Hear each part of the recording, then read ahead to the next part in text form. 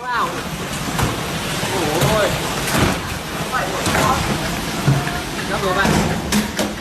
Giờ hết rồi.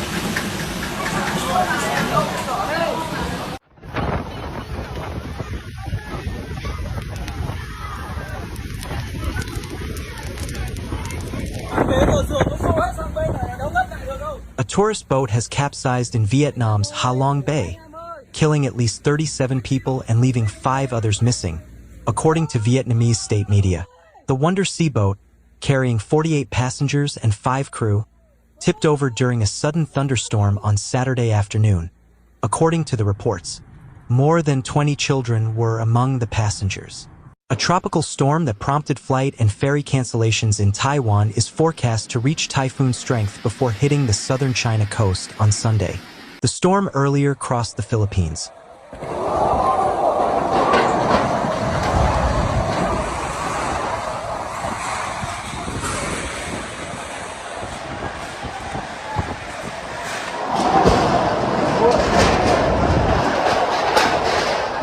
Where a parked truck was crushed by a billboard-like structure that was toppled by high winds in Quezon City, north of Manila.